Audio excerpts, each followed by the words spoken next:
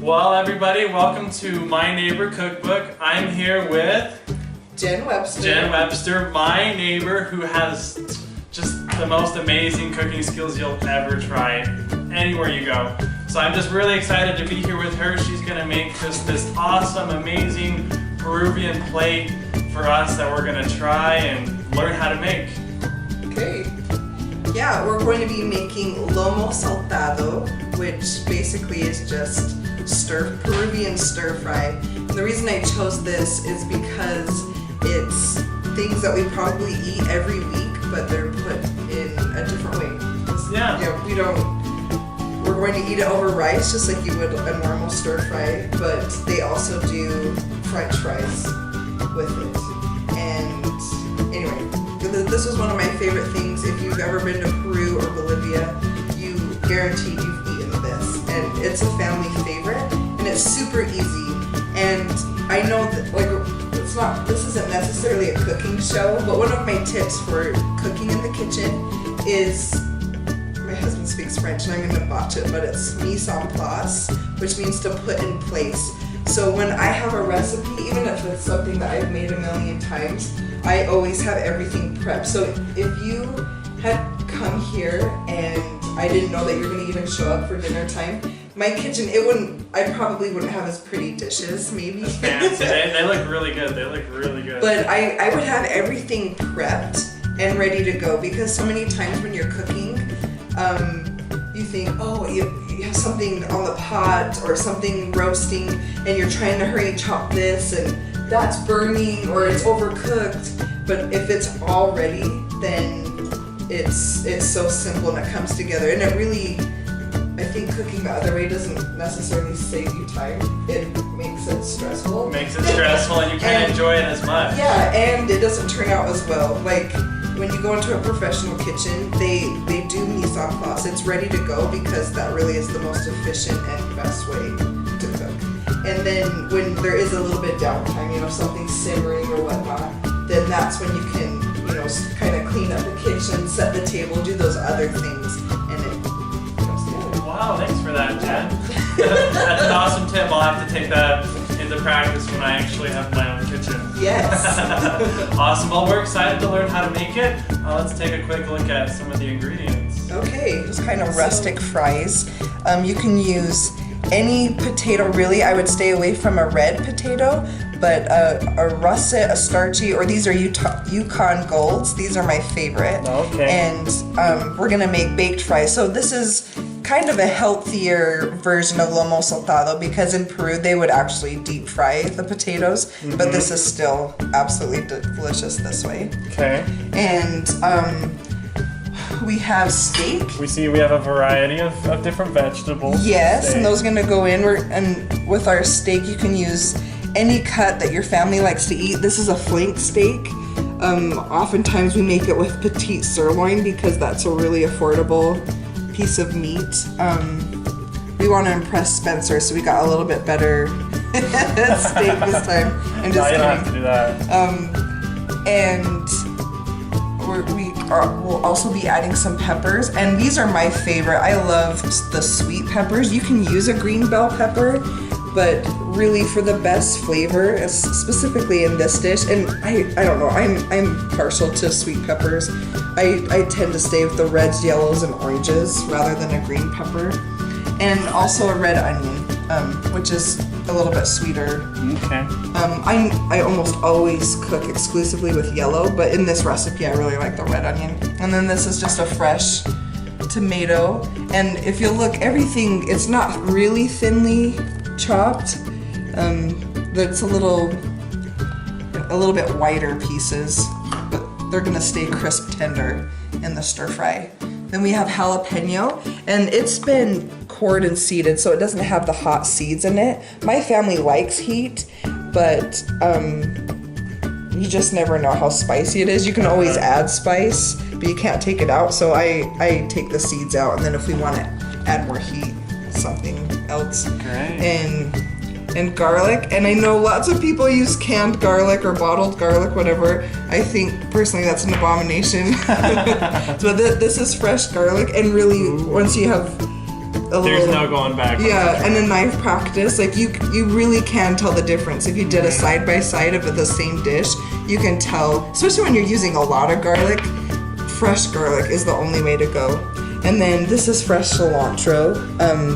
We eat a lot of this in my house. I know you're either a lover or a hater, and we are definitely all lovers. Definitely lovers. But I do it the old-fashioned way, and that's because when I've used a rice cooker, to me it's unpredictable. But I make rice this way, and if you're familiar with America's Test Kitchen, this is how they do it. I think other cultures do this too, but you actually rinse your rice. So you're going to rinse the starch off. So you'll see, like when I'm gonna fill this with water, and I just kind of massage it, and it does take a few minutes, but it makes the most perfect rice every time. So milky, you can see, but we're going to keep rinsing and draining it until it runs just about clear. And that makes it so your rice isn't super sticky, and it just has an overall better texture, and it cooks perfect every single time. Just like you can see, the water, although not perfectly clear, it's not milky anymore. And what we've done is we've washed off all the starch. So now our rice will be separated grains and really a nice texture to eat. With any other rice, we're going to bring this to a boil, and then once it is to a boil, we're going to cover it up, and we will turn down the heat. Right now it's on medium because I'm trying to bring it up to a boil, and then once it's boiling, we'll put the lid on, turn down the heat to like to low for about 12 minutes, which is a short time. And then after the 12 minutes, we're gonna push it off the heat, and then we'll let it sit with the lid on. Do not lift the lid up. With the lid still on, we'll let it set for at least 15 minutes before we take the lid off.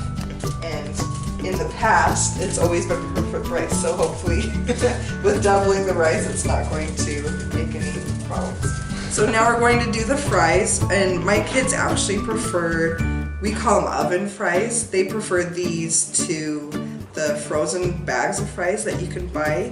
You can season them however you want, but we like to do just a little bit of olive oil.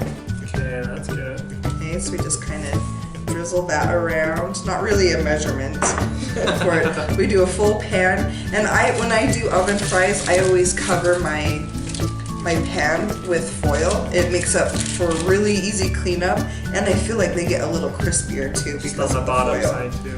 Yeah. And then we love, almost for everything, especially when we're cooking meats, we use coarse salt, and it's just delicious. We just do a healthy, generous sprinkling of that, and coarse pepper. And you can use, like I said, whatever seasonings you guys prefer at home. This is just our basic. Sometimes we'll use like seasoning salt or fresh garlic, different herbs, but that's just a real basic.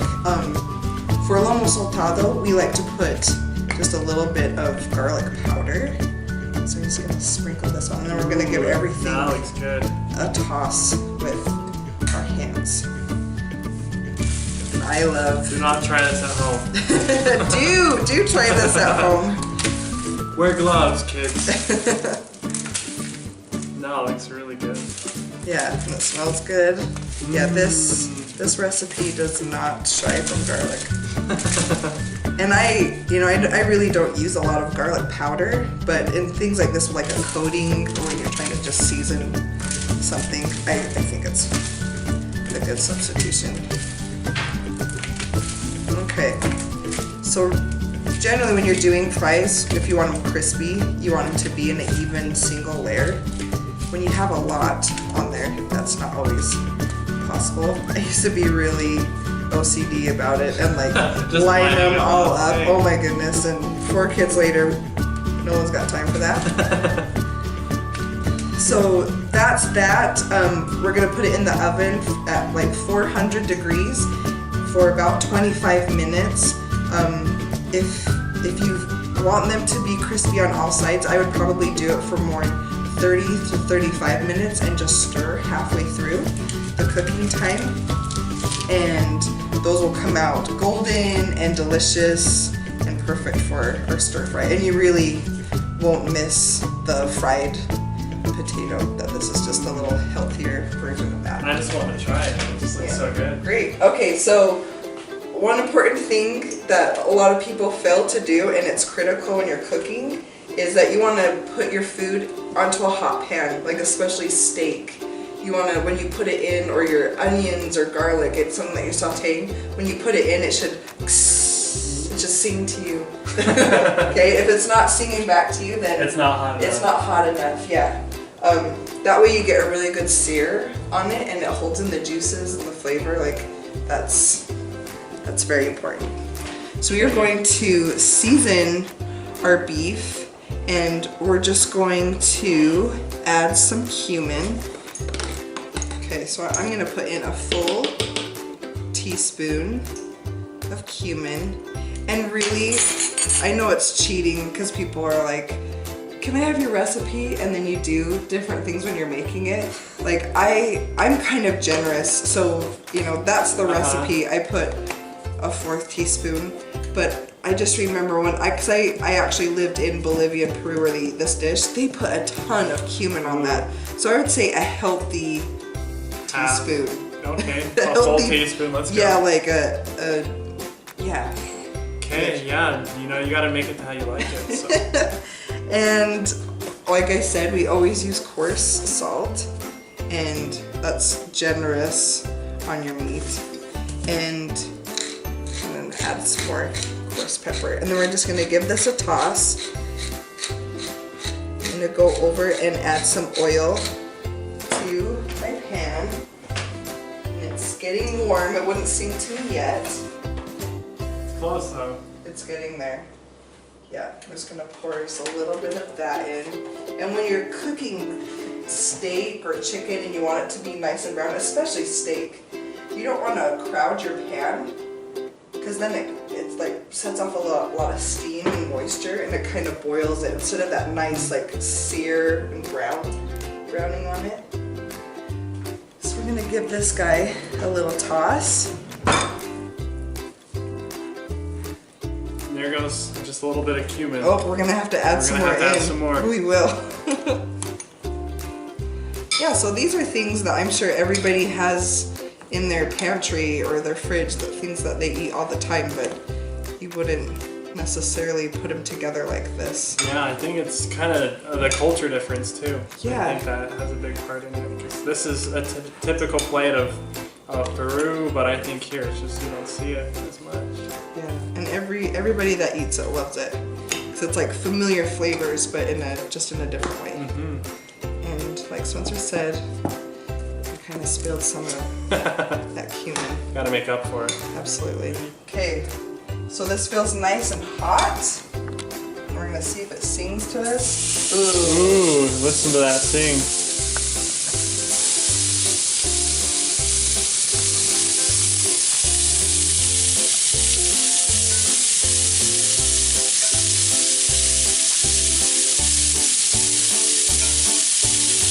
I'm gonna cook this in batches, and when you first put it in, you'll be tempted to stir it, but really if you want to get a good sear on it, you want it to sit for a good minute before you do anything.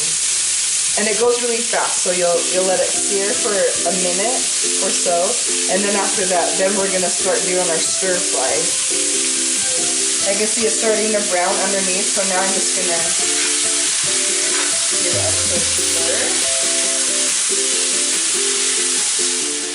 If you have a smaller family, or your family doesn't eat as much as we do, we love leftovers too, so I always make this amount.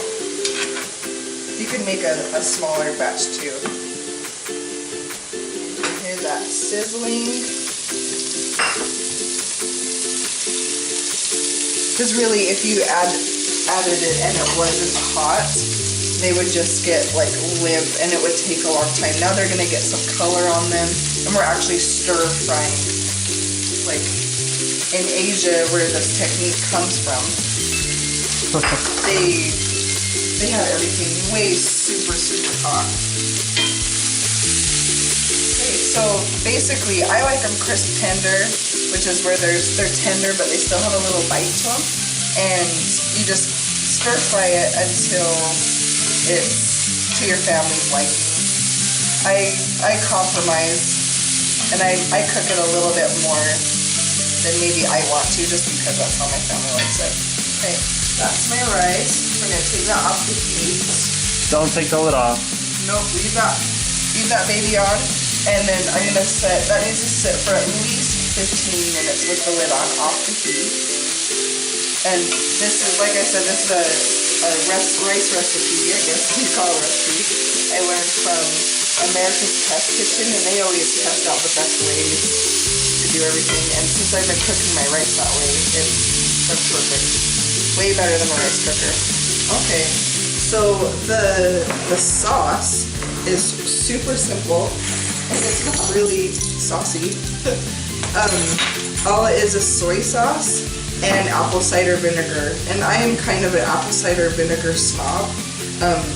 You want to buy things that say, it's silly, it says with the mother. And I already shook this up, and I wish I wouldn't have, because if I would have shown you, on the bottom, like it looks like, oh, that's kind of dirty, like what's in there, like as floaties, and that's what the mother is. The mother is. So we're going to put in 4 tablespoons of apple cider vinegar. And really see if you can see the mother floating in there. There's the mother.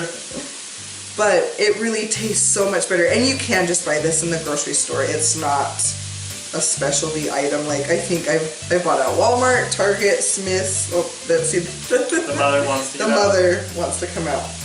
And I know that sounds nasty, but really, once you do this, you'll never ever go back. I just always like to shake up things. And this is low sodium soy sauce, and I always take the little plug out, and I haven't. So we're gonna do 6 of these. Okay, I'm gonna add my sauce.